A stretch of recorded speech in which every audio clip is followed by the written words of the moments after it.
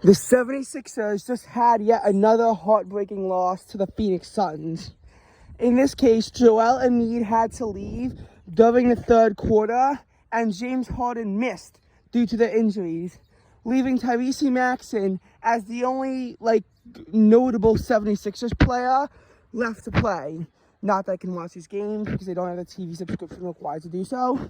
Might actually get an Eagles subscription. I don't know how anything involving the Philadelphia Eagles will work. I'll let you know on that.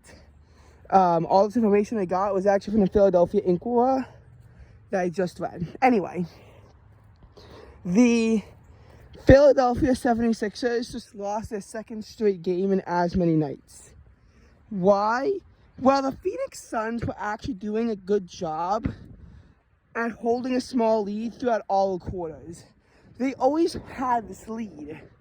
The issue is now the Philadelphia 76ers had to, release Embiid. He dropped the ball and had to leave because of his injuries that he currently has. And that allowed the Arizona Suns to absolutely take off. The Phoenix Suns are not a good team, but the 76ers are right now being crippled. They are being reduced to 49-23. They are 2 full games behind the Boston Celtics, their arch rivals who are in the number 2 spot. I mean, as of right now, things are not looking up for the 76ers. After they raced off with an 8-game winning streak, now they're on a losing streak. And they lost 3 out of their last 4 games. This is not good. This is not good. Tyrese Maxey only scored 28 points. Normally he scores in the 30s. The Phoenix Suns were able to open up the fourth quarter with an 11-2 drive. 11-2 drive to open up the fourth quarter.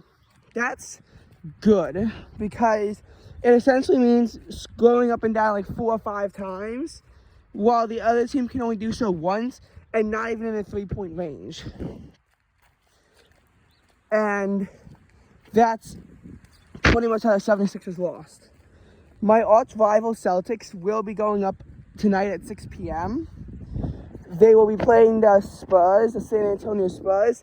They are at 19 wins and 55 losses, eliminated from the playoffs. So unfortunately, I think the Celtics will win and strengthen their lead over the Philadelphia 76ers.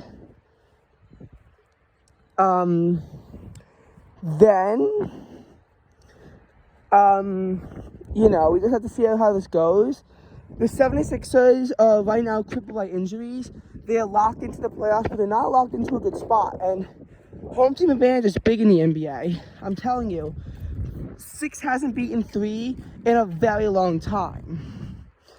So I don't know what reality this is going to lead to the Philadelphia 76ers, how they end up to fare in the playoffs, but they're slipping right now. All right, now just a few more clinching scenarios for the NBA.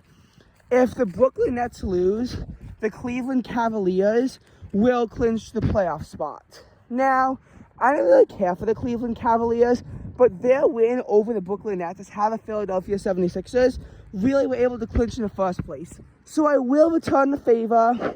I will cheer on the Cleveland Cavaliers for their run in the playoffs and root against the Brooklyn Nets because we needed them to win. So I'll be nice and I'll return the favor and I'll root against the Brooklyn Nets. I don't know who they're playing. But I'll root against them just because I feel that nice. Also, I'm excited for the Sacramento Kings because they have a very rare opportunity to actually clinch a spot in the playoffs. But it's going to be hard because not only do they need to win, but 2 other teams, I forgot which 2 other teams, but 2 other teams, one of them I think is the Clippers, the other one might be the Suns. They need to lose, and Sacramento has to win. I don't think Sacramento will be making the playoffs tonight, but I do think that in general, Sacramento will make the playoffs this year. The Kings have not made the playoffs since 2006. 17 years of no playoffs for Sacramento, but now is their time to finally put an end to that playoff drought, to finally make the playoffs in the NBA, and maybe they'll actually crush the playoffs and have a memorable first time back in the playoffs for so long. Sometimes when a team goes back into the playoffs, they immediately wilter and fall out. But sometimes they can actually put a really good run together.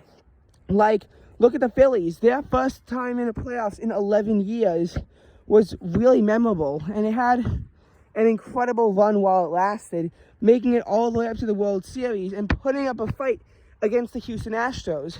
Neither the Mariners, who also had their first playoff run in over 2 decades, or the Yankees could put up even a fight against the Astros. The Phillies, they went down, but they did not go down without a fight. They really put everything into this game, into the series, and they put up resistance against the Astros. They caused them to have their first loss all postseason. But, nonetheless, steamrolling through everything did help the Astros to the overall victory. So, I'm excited for the Sacramento Kings. We can see them finally back in the playoffs. I'm going to cheer on the Cavaliers to get them in because they are the ones who got us in. But I am still very stressed about the Philadelphia 76ers situation and how they're going to overcome that to get a better spot in the NBA playoffs when Harden, is going to return and when Embiid is no longer going to be injured. Because Harden is missing all these games too. Quick follow-up, I did not realize that the Orlando Magic is a team going up against the Brooklyn Nets. I really want the Magic to lose, and I'd be rooting for the Nets had I not already made my promise to Cavaliers fans about the Nets losing. So I will very unhappily root for the Orlando Magic just to get the Cavaliers in. Why am I being so nice to the Cleveland? Probably because they got me into the playoffs.